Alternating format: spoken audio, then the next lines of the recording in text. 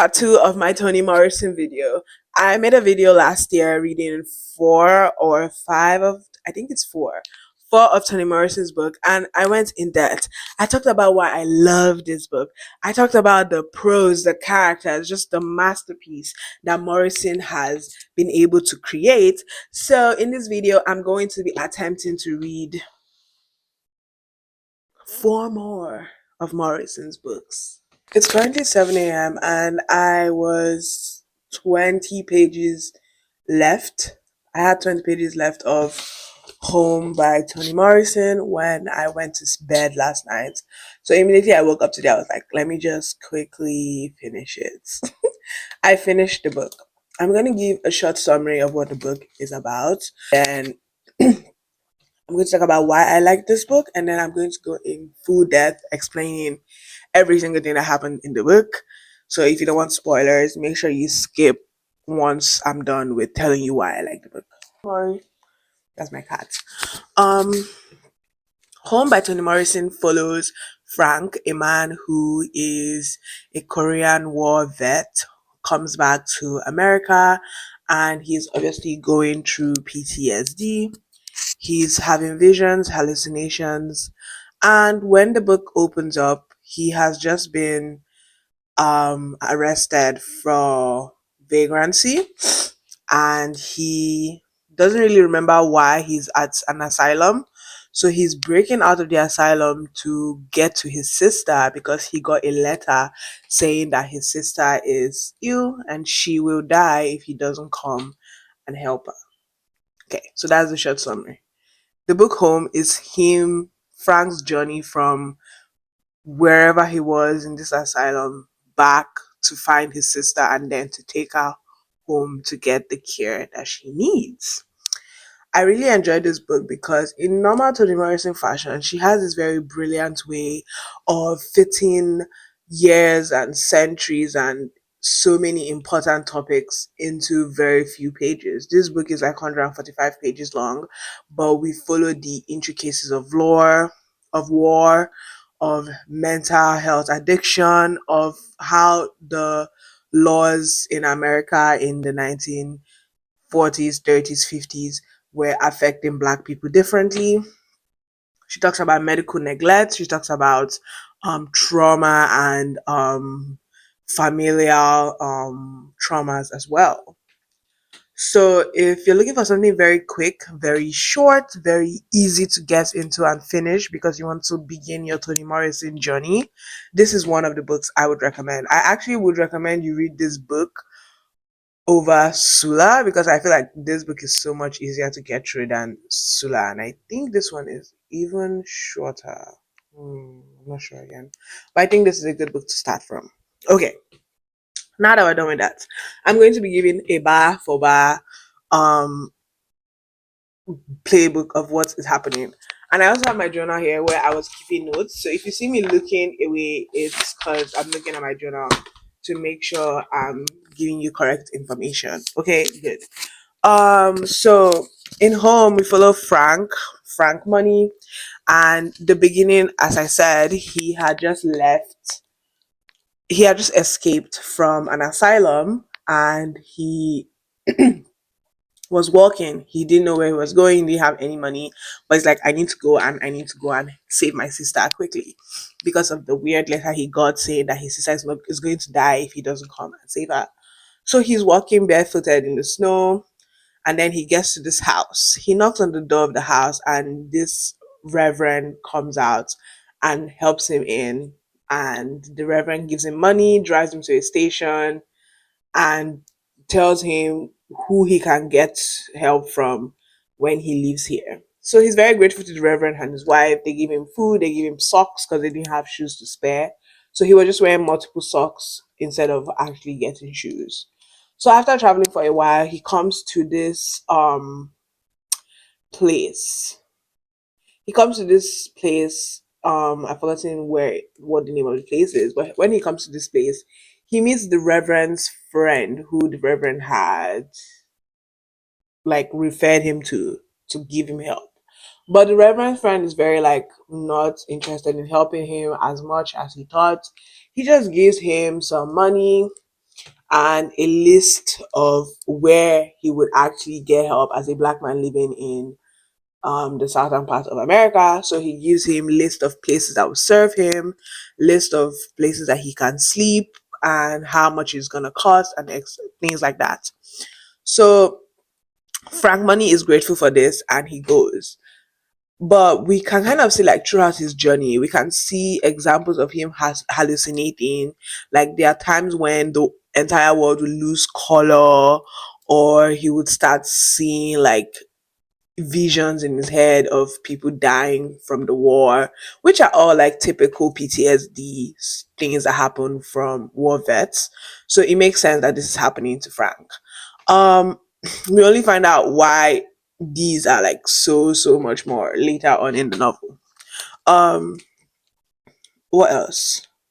So he meets this guy, and this guy finally gets him shoes, gets him food, gets him a wallet, gets him clothes, and is like, be on your way. Like, go get your sister, go, like, you get, like, he was just very helpful to him.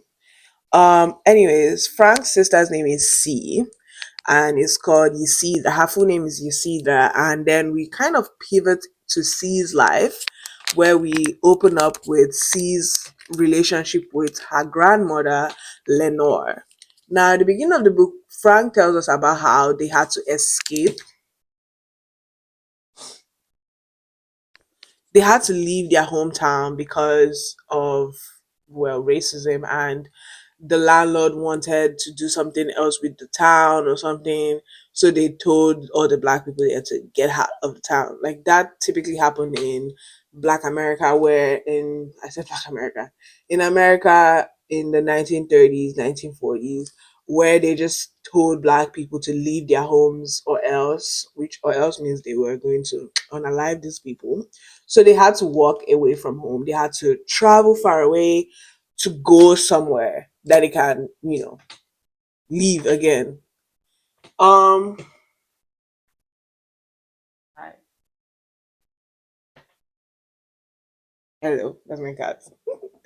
um, so while they were on the journey to this new place where these people were going to settle down in, um Isidra was born, and then they finally get to their grandfather's house. They get to their grandfather's house, and their grandfather has a new wife called Lenore. Lenore is Isidra C's grandmother, who doesn't like C. She thinks C is a gutter child because she was born on the way to the on the way on their way from where they were chased to where they were going to settle in this town called Lotus, Georgia. Um, so just because of this anecdote that C was born on their way there, Lenore just treated C very terribly, saying that she's a child of the gutter, and that respectable people are born in homes, or at least they are born in hospitals. But anybody born on the streets is going to be a troublesome child. It's not going to be anything fruitful, anything useful. So she just had like this very tumultuous like relationship with C for no fucking reason. I just swore. But it was just so like annoying. Anyway, so C, because of the lack of love that she got from her grandmother, and because of how important Lenore's opinion was to everybody around her, except Frank, C did not get love, and she did not get anybody telling her anything good about herself. So she was very low on the self-esteem route. So when the first boy ever came that showed her love, she left, she got married to him, and she left Lotus with him. He turned out to be a piece of shit man, a bum, if you will, that only married her because her grandfather gave her a truck. Can you imagine that? Can you actually like freaking imagine that? Like, you get married to somebody and you leave your hometown and you go to another city only to find out that the reason this person actually married you is because your grandmother gave you a truck. Like, what? Anyways, so her husband, Prince, his real name is Principal. but he says his name is Prince. Like he's catfishing even with the name. Like it's so freaking annoying. Anyways, I think my cat is going to jump here like any second now. Like she's preparing to. She's literally about to. Yeah, she's going to jump. She might not be jumping anymore.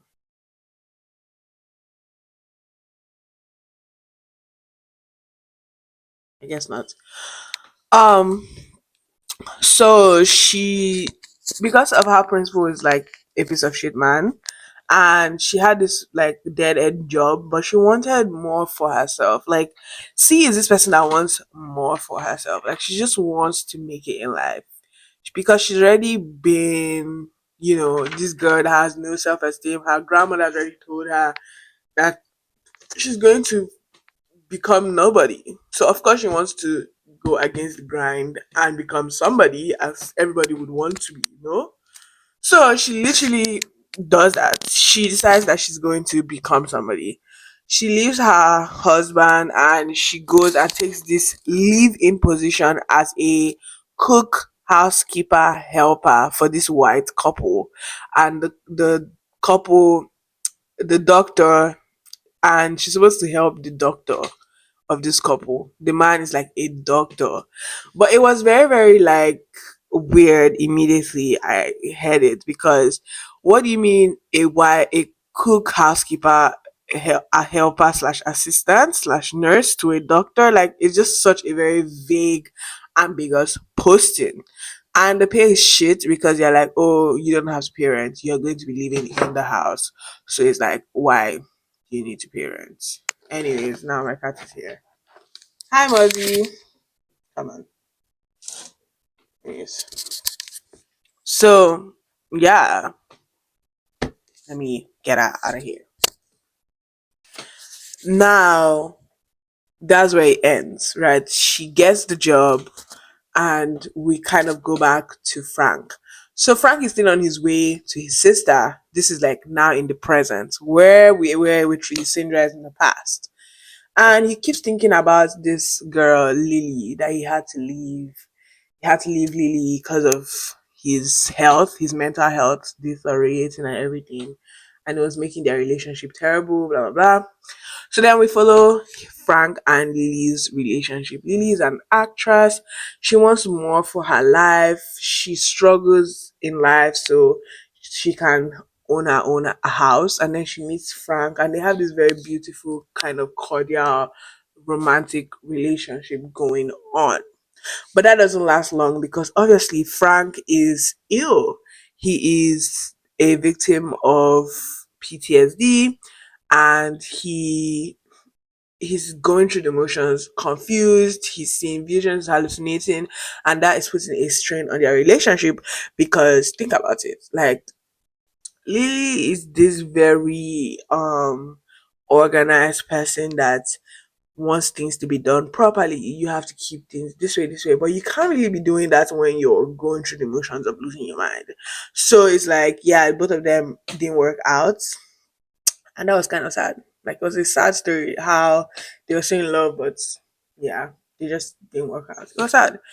Anyways, then we finally get to the part where Frank finds his sister.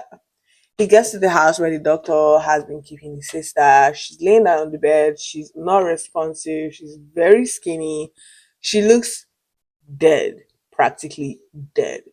And then um the doctor is like thinking obviously it's the 1940s 1950s and this a black man walks into the house of a white man. He's immediately like saying, call the cops, there's an intruder. He even gets his gun out and fires at Frank. But the only good thing is that the bullets were done, so it was just an empty click, which is like crazy. Because imagine there was a bullet in there, you would actually kill this man for coming to get his sister. That Mister Doctor Man, literally abused medically.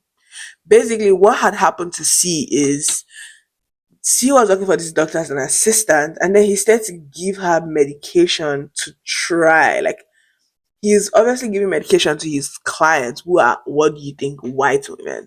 So he's using this black woman who is his cook, housekeeper, assistant, nurse. He's giving her the medications that he's coming up with. He's doing like treatments on her. Is opening her legs and doing like surgery on her, trying to like perfect his craft of womb knowledge to pass on to his clients through this woman, and he's not paying her properly. Like, it's just so weird. Like, it's just very like sinister medical malpractice, medical neglect, using black bodies for experimentation kind of situation going on. So you're already pissed off by this doctor. Then he tries to kill the one person that came to save her, and you're extra pissed off. And you're like, actually, I hope this doctor fucking dies. But that doesn't happen in this book, anyways. So Frank takes his sister and he's boating out of there. And throughout the story, we can kind of see that Frank doesn't like Lotus, that the place he's going to. He's like, I fucking hate Lotus. Lotus is terrible. Lotus is this. But he has to go to Lotus because that's where his family is. That's where people they know are. So it's like, if there's anywhere he can get help for his sister, it's going to be back in Lotus. So they go back to Lotus, and at this time back in Lotus, Lenore has gotten a stroke, and she is kind of disabled now, so she can't really do much. She can't really be like this strong force of evil anymore. So she's just like there, and it's kind of sad for her, but kind of good for the people that she was terrorizing. So it's just a whole complicated thing. Okay, now I'm going to take a break here and talk about Frank's hallucinations. Frank has been hallucinating three different deaths: the death of one of his friends that he couldn't help save, Mike; the death of another of his friend whose hand was blown off and he was just bleeding profusely from there; and then the death of a Korean girl child that wanted an orange. And in his hallucinations, he's telling us that the girl child is like always there. She's always in his head, and he can always see her face where she was like yum yum, referring to the orange. And then one of the soldiers blew her head off, like with God. Very graphic imagery to be hallucinating about, anyways. So throughout the book, I've been like, damn, why would this soldier like just kill um the child? Then we now get to this part of the book where while he's explaining why the soldier killed the child, he talks about how soldiers become very start to SA like children because they're not satisfied with the working women there. So the working women are women that are Korean women who are in place to kind of help sexually satisfy the soldiers. But the some of the soldiers, like you're saying, they are so terrible. Want more than the they want more than the what they call them, the working women. They want the children, which is absolutely disgusting, as we can all agree.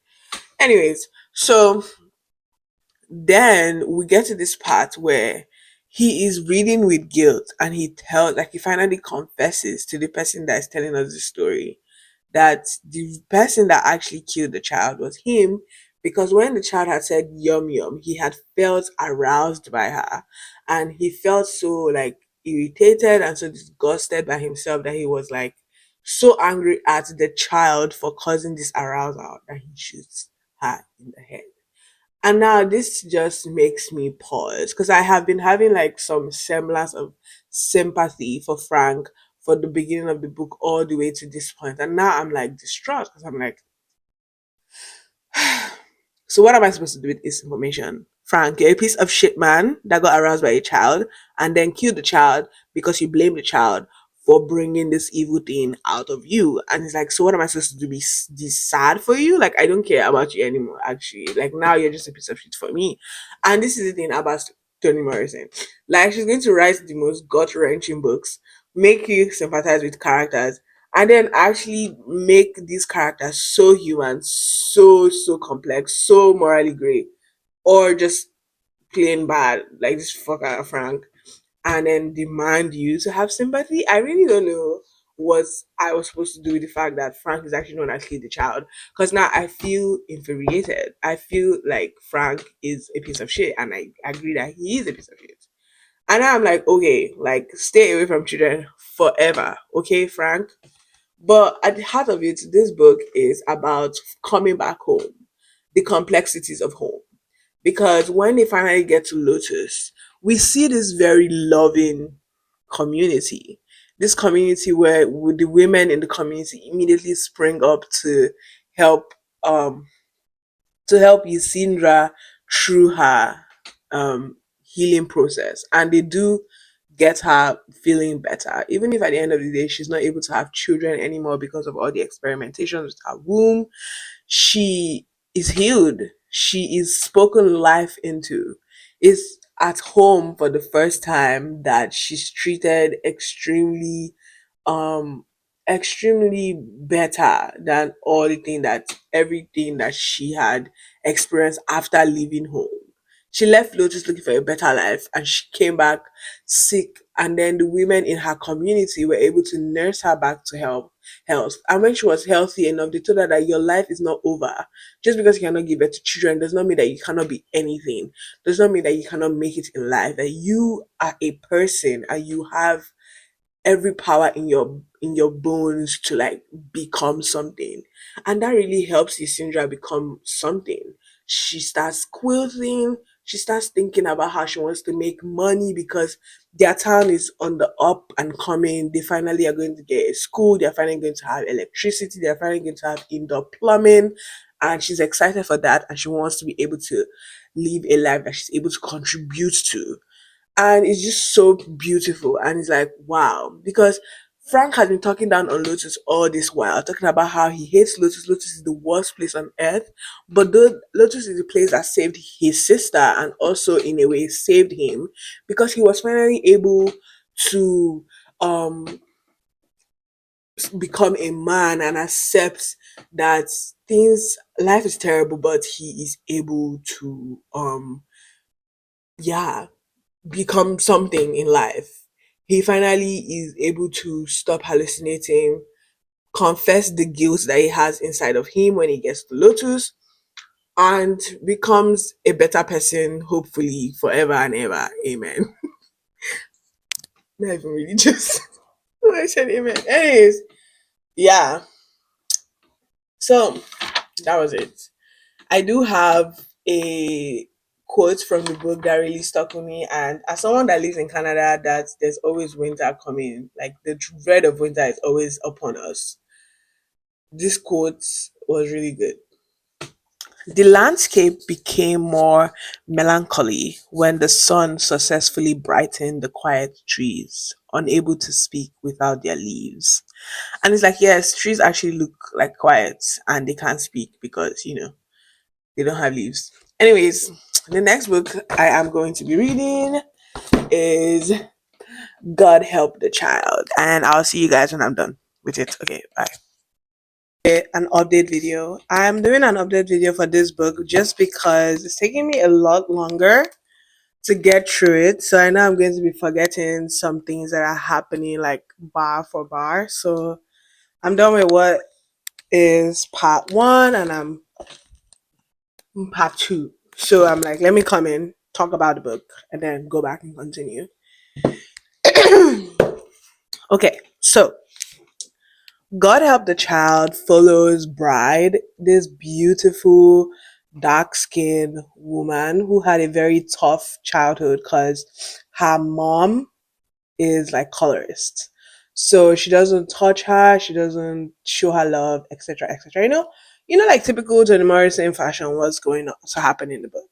So Bride's real name is Lula Ann, but she changed it to Bride, and she wears like only white. Like she only wears white and she only wears like pearl stud earrings. Anyways, she's supposed to be this very beautiful, and she's described very beautifully in the book to be this beautiful girl who is beautiful woman who is successful. She has this high position in this cosmetic brand, and she's also bringing out her own line of cosmetics, and basically that's her life. Okay, So in the beginning of the book, we kind of are in this part where she's born and her mom doesn't like her because her mom is like high yellow. So she's light skinned and her daughter is like blue, black, like midnight black, like a dark skinned girl. So she's not for that. She's like, I don't want to touch my child anymore. And it's so bad, like the colorism is so bad that her husband leaves them. I'm like, what the fuck? Like her husband ups and he leaves. Like he literally leaves. Like he actually leaves.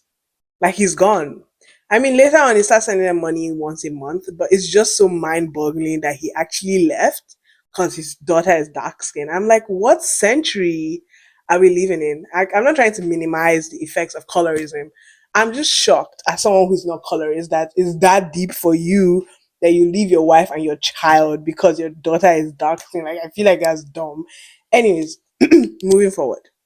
So, we now get to this part where bride, like immediately after, we're like thrown into this part where bride has package, like she has made a package for somebody. She has put a Louis Vuitton bag. She has put unreleased products from her makeup, her cosmetics line. She has put $5,000 in cash in an envelope, and she's going to meet this person at a prison. So she goes to the prison, and the person that she wants to meet surprisingly is outside the prison, and she's looking around, kind of like waiting for a taxi to come and pick her up. So Bride goes and is like, "Do you need a ride?" And the person is confused, like, "Who is this random person asking me if I need a ride?" She's like, "No, I don't need a ride. I'm going to get a taxi." So Bride is still trying to convince this woman that I can give you a ride for free, that kind of thing. And the woman is like, I don't want to ride from here. I literally have a taxi coming to pick me. So she gets into the taxi trying to get away from Bride because she thinks like, who is this weirdo trying to give me a ride when I don't need a ride? And then she enters into a the taxi and they drive off. But Bride, like thinking quick, runs to her car and then enters the taxi and follows this woman. Now, at this point, you're kind of confused as a reader, like, why does she want to follow this woman? Like, who is this woman? Who is this ominous woman that is described to be a monster? She had a case where she did like something terrible, something alluding to pedophilia and children and stuff like that. But we are not like quite sure why Bride is presenting this package to this terrible, otherwise terrible person, right? So Bride follows this woman to her apartment, a hotel, a motel somewhere, and she knocks and she's like trying to get this woman to open the door for her. And the man does open the door for her, invites her in, and then she starts to explain herself to the woman, like, oh, this is who I am. I'm one of the children who, and then we kind of jump to Bride crawling on the floor and she's been beaten black and blue. Like she needs stitches, she's bleeding from her mouth, and then it kind of cuts. And I'll explain what's going on later, okay? And it kind of cuts to her being in a hospital. Now she has this friend. Her friend's name is Brooklyn, and Brooklyn is described to be this white girl that has blonde dreadlocks. And you already know, like, white people with dreadlocks, not to be trusted. That's immediately the first thing I thought of when I was like, white girl with dreadlocks? I was like, no. Anyways, so Brooklyn is this white babe that has dreadlocks. I already said that. She has dreadlocks and came to meet um she came to meet Bride in the hospital, and Bride is saying, "Oh, I was almost raped. Somebody tried to rape me. Somebody tried to rob me," because she doesn't want to tell her friend Brooklyn why she was actually beat by the woman. So you can kind of get from Brooklyn's point of view, because now we're in Brooklyn's head. Brooklyn is this person that's like, she doesn't like her friend. She's like likes her friend, but she has animosity towards her friend. You kind of tell that this friendship is not the best kind of friendship. You know what I mean? Like, you know when you secretly hate your friend? That's Brooklyn right there. So, Anyways, so this babe is lying to her that I almost got raped, blah blah blah blah blah. Then we kind of leave Brooklyn's head and we go back to um what's her name? Bride's head. Now, something about Bride I didn't say earlier is that Bride has gotten into a fight with this man that she's seeing. His name is Booker. And Booker had left her. He was like, oh,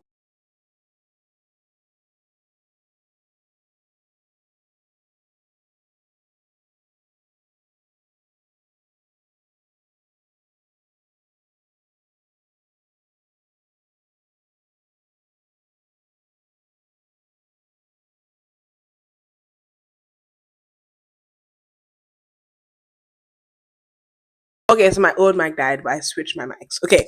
So there's something about Bride I haven't mentioned. She has this man that she was seeing. His name is Booker, and he has recently left her, and he has said some things like, "Oh, you're not the woman that I want to be with," and obviously that has stuck with Bride because of her past, like her childhood of trauma and just her being this face of like ugliness and lack of love. So of course, this man that she loves tells her that she's not the woman he wants to be with. She's kind of like thinking about it. So you can kind of see what Toni Morrison is trying to do with bringing the past trauma and how it's still affecting her in her present day. So that is kind of what's going on. So she has this shaving brush that he has, and anytime she's like nervous, anytime she's like in a pickle or in some kind of discomfort with her self esteem or something, she uses his shaving brush to shave. Even if she doesn't need to shave, she uses it to shave to kind of feel close to him, something like that. So what else has happened? So recently like currently where we are at now, she has taken leave from work because of her incident with the woman that she followed to the apartment who beat her up, and her friend Brooke, her friend Brooklyn, is taking her position at work, like as an acting manager while she heals from her plastic surgery. Oh yeah, she also got plastic surgery because of the injuries and all the harm that came to her during the altercation with Sophia. Sophia is the name of the woman who beat her up. Yeah. So now, now, we're in the head of Sophia. I mean, we've kind of also been in the head of Bride's mom at the very beginning, and now, and then in the middle, we're in Bride's mom's head again, where she was kind of complaining that, oh, she loved her daughter. She did all the things she did to protect her daughter because her daughter is dark skinned and she just doesn't have the same privileges that other girls would have. So she did all those things to protect her, to make her get ready for the world, which I don't agree with. I'm like, if you know the world is harsh to your child, you should be in your home loving on your child. But she's complaining that her daughter doesn't call, she doesn't visit anymore, but she's proud of her daughter. Her daughter has made it big. She's successful. She has a good job and she sends her money from time to time. Then she talks to us about why she's so proud of her daughter and how things kind of changed for her daughter. And that's when we now get the context of what has happened between Sophia and um Bride.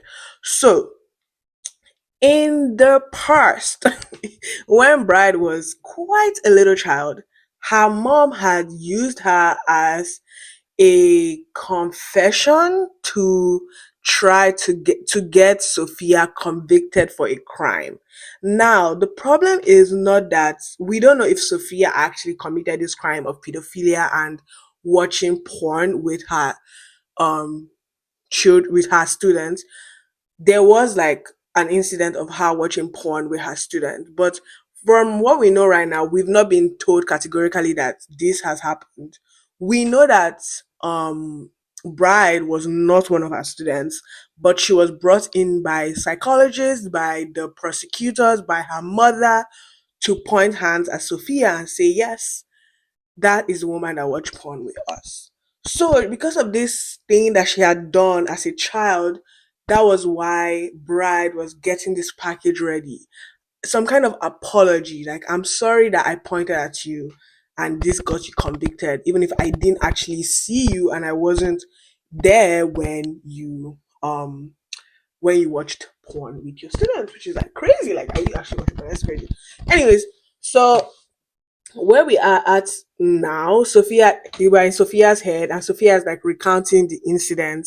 She's saying that she kind of died and she didn't do it and that kind of thing.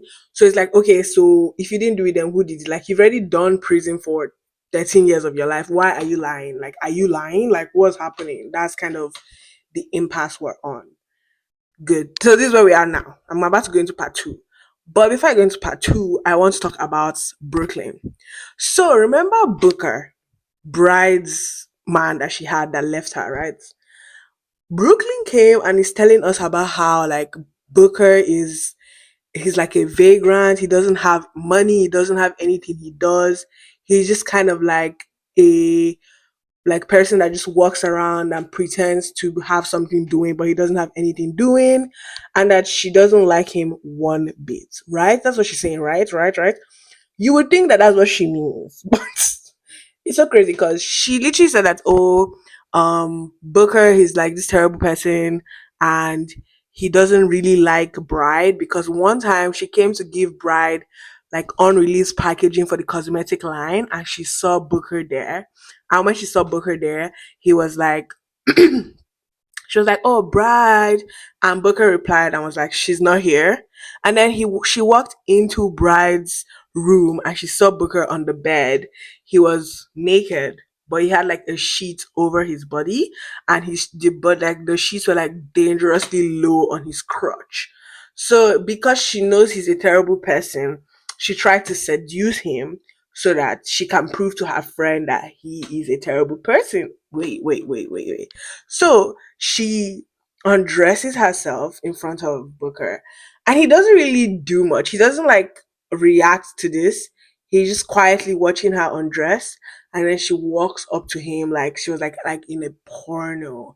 She walks up to him, and then she kisses on him, and he doesn't push back. And then she stops kissing him, and she's like, "Oh, let me see if I can find it."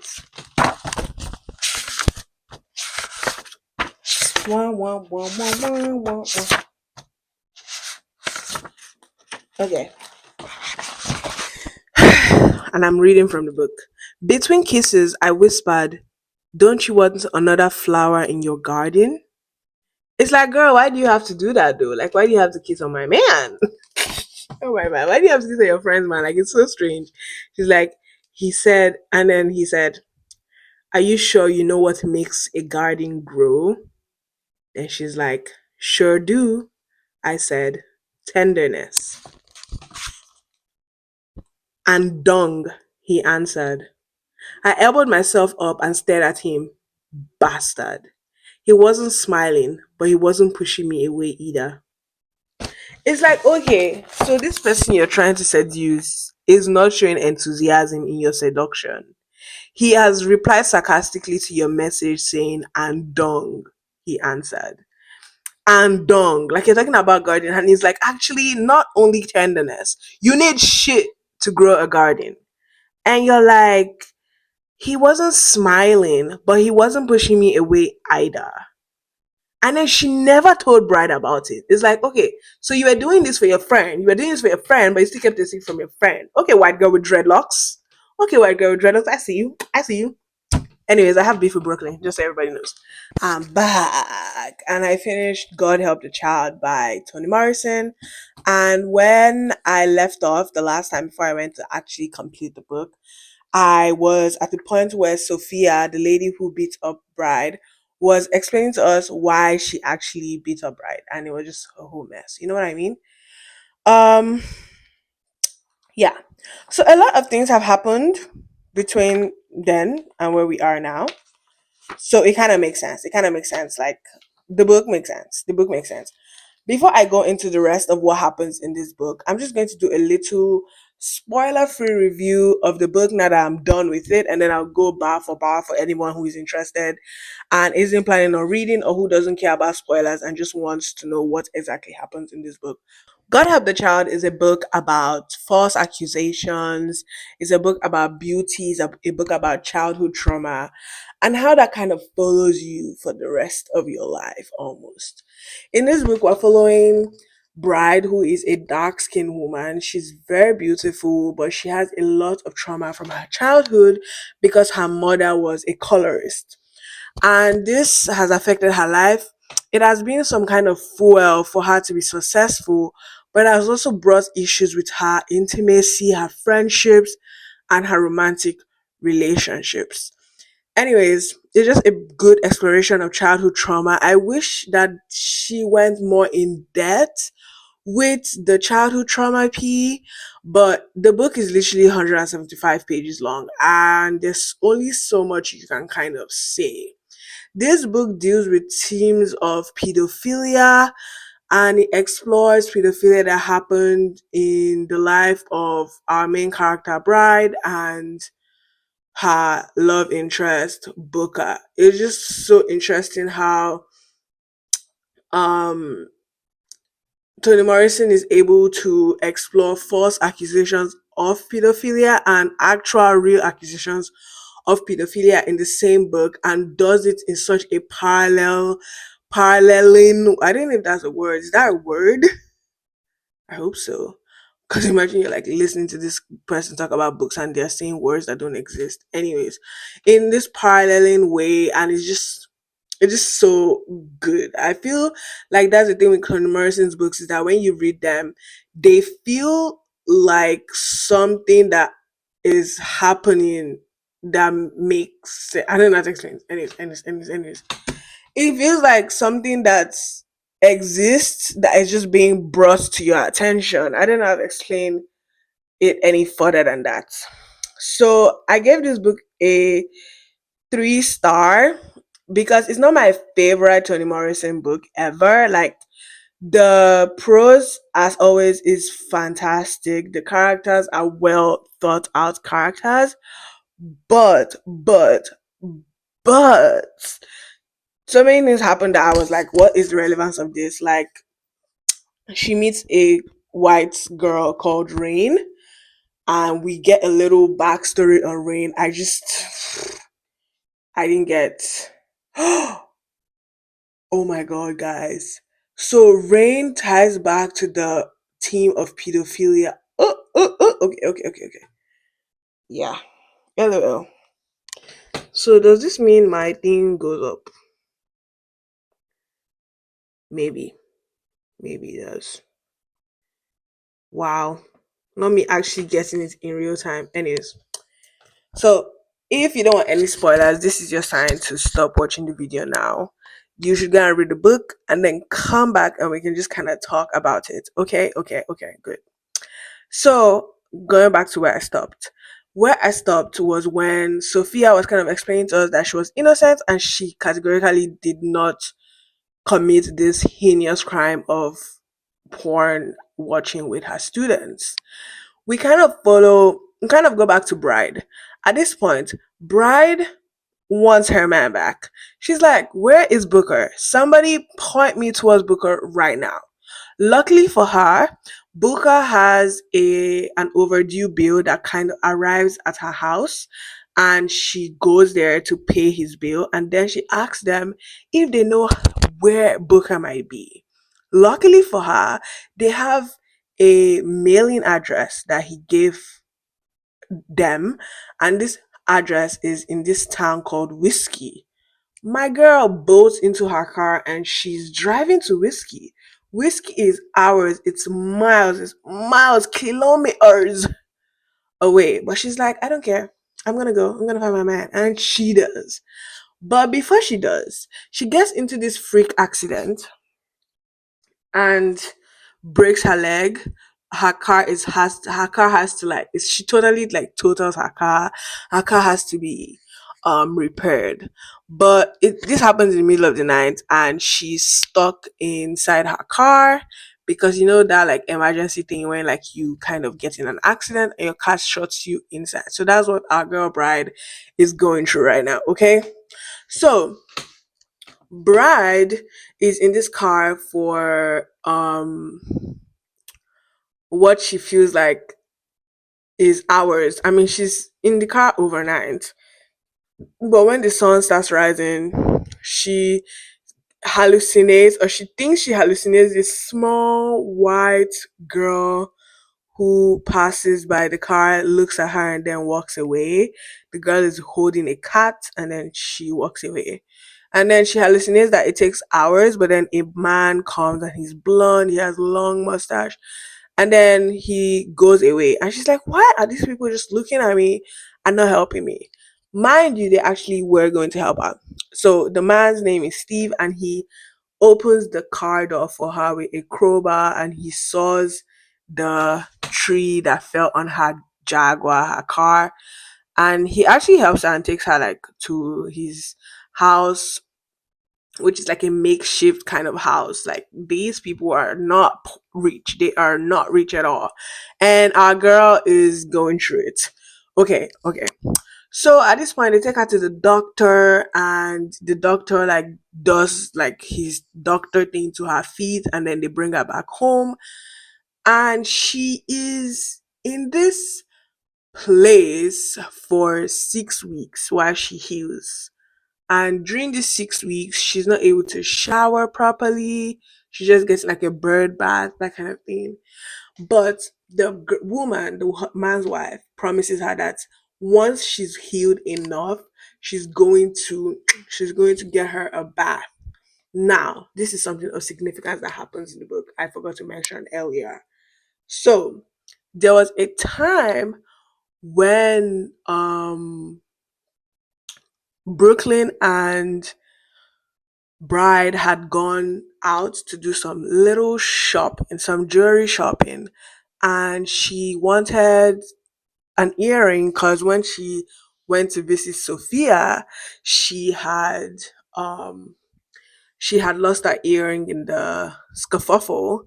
So she wanted to get new earrings to wear, and then she realizes that her earring hole is gone. Like her ears are like healed. Like she doesn't have any piercings in her ears anymore. So she's like, what is going on? Like, why are my piercings gone?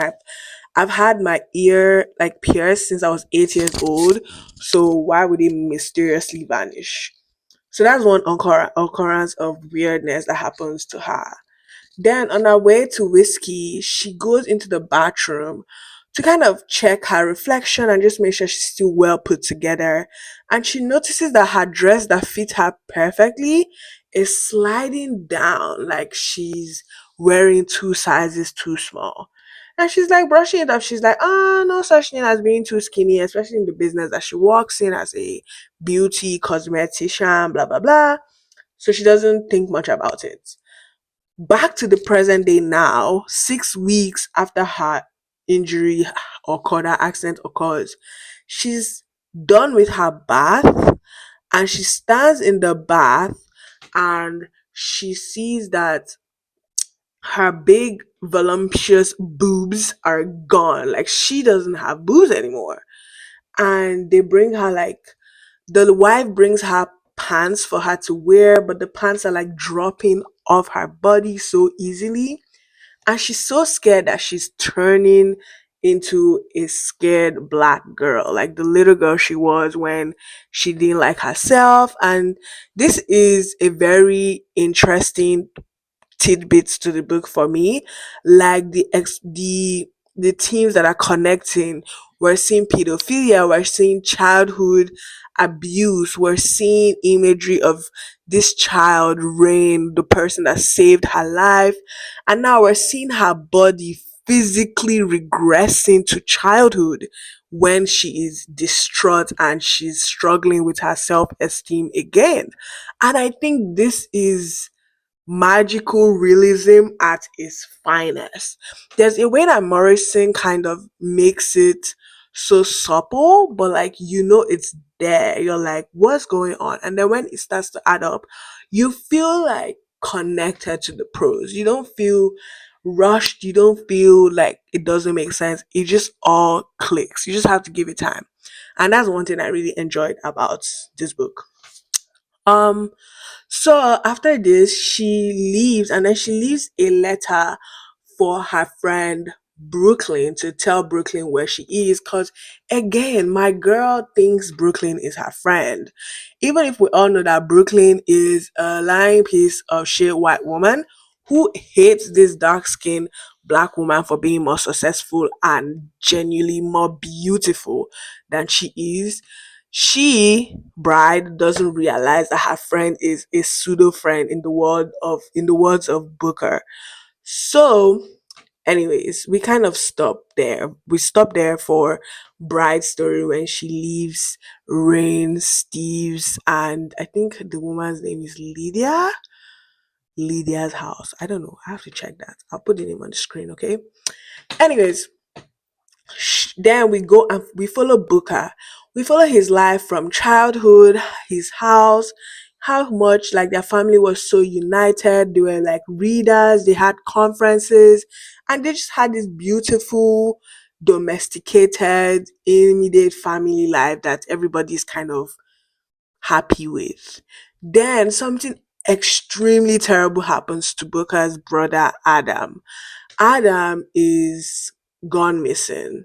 Nobody knows what happens to him. They have a funeral for him. And then finally it comes out that Adam was a victim of a serial pedophilic murderer. So this guy would molest the children and then kill them and then keep their genitalia for um tokens or some weird fucked up trophy. And this leads us to understanding Booker's and Bride's spat. So, Bride had explained to Booker that she was making this gift parcel for Sophia, the falsely accused woman. But she had not told him why she was making this parcel for her. So Booker was confused as to why his girlfriend was trying to forgive and even gift someone that was in prison for 13 years for child molestation, considering that his brother died of the same kind of situation he booked out of there. Hello, Booker booked. He booked out of there. So that was the reason for their spat. And I was like, oh, I actually didn't know why they had a spat till very late into the book. And I think that is like another tidbit I like about this book. Because it's like, I guess you didn't know that that was why they had a fight, did you? And it's like, ooh, revelations. Anyways, anyways, and this death of Adam really stuck with Booker. He made him antisocial, made him bitter, made him depressed, made him really, really sad in life. But all of that changed when he met Bride. And his description of Bride is one of my favorite. It just feels like so fairy tale, so lovely, so in love. He's like, she's dark skinned and she only wears white, and she's this person that's so interesting and she has so much going for her. And genuinely, after reading that, I was like kind of rooting for them. I was like, oh, heads jam. Heads jam! Get them together! Anyways, so we now kind of come back to the present where Bride has come and she has met the person that owns the address of the place that Booker had left with the people that he had an overdue bill with. So when she meets this woman and she's talking to this woman, she's reading the musings and the writings that Booker has left with this woman, Queen. She realizes that she doesn't really know him. And although that was part of the appeal for her, that she didn't know much about Booker, they just kind of had this whimsical, um, offbeat kind of relationship. She becomes sad and she wants to know him. And then Quinn is like, he's like down the street.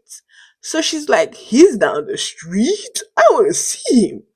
So she sees him, and in a very interesting choice of events, she breaks his head. Like she literally breaks a beer bottle over his head, and he's bleeding, and she's screaming at him. And then they finally resolve, and she tries to explain to him that, yeah, the reason I left you is not, he explains that the reason I left you is because you were trying to forgive and gift a pedophile, and my brother had died because of a pedophile, so I was very confused. And she's like, no, I literally did that because I falsely accused this woman of being a pedophile when she's not a pedophile. And he's like, why would you do that? And she's like, because I wanted my mother to hold my hand. So they just both have this deep childhood trauma that just caused their miscommunication. And I feel like that miscommunication is so well done. I know a lot of people that say that miscommunication arcs or miscommunication tropes in books are not well done.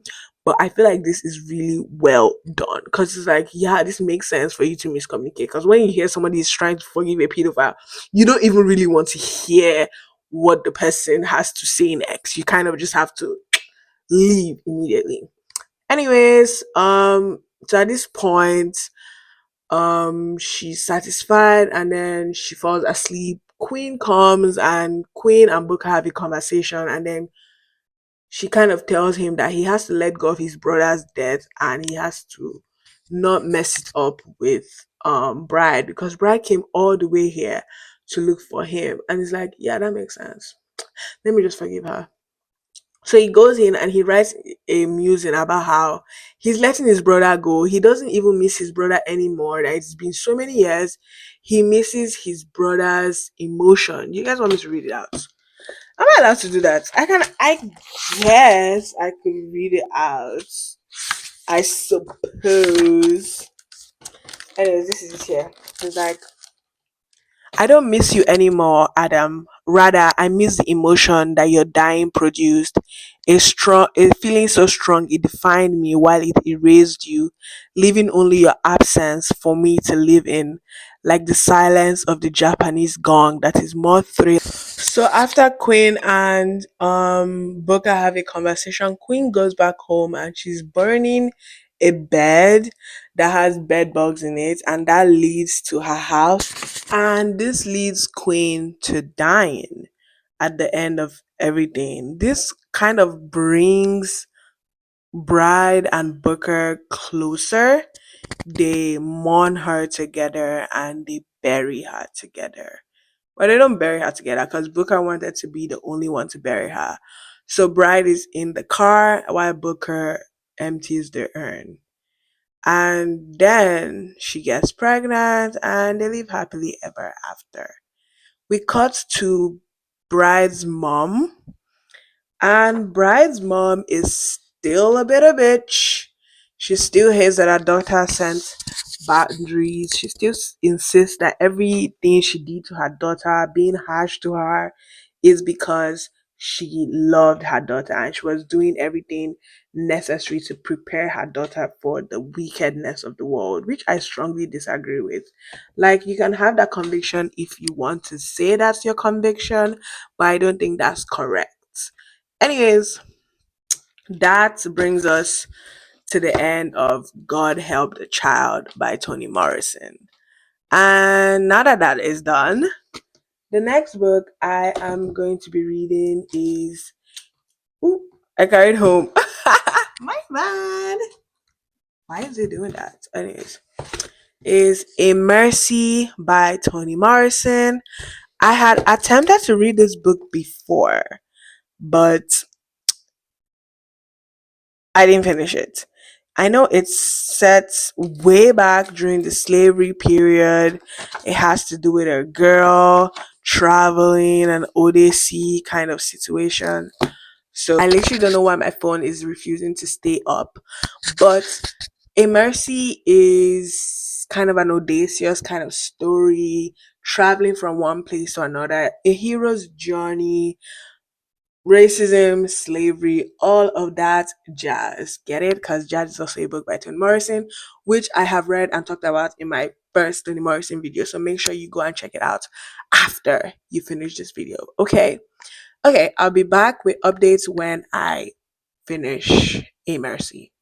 I think it's a shorter book.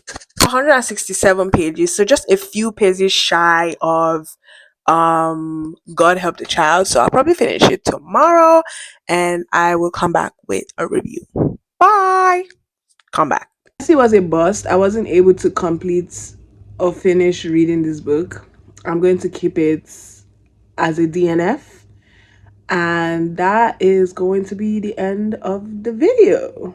And come back to my channel for another Toni Morrison video where I'll be reading Tar Baby, Paradise, and Song of Solomon.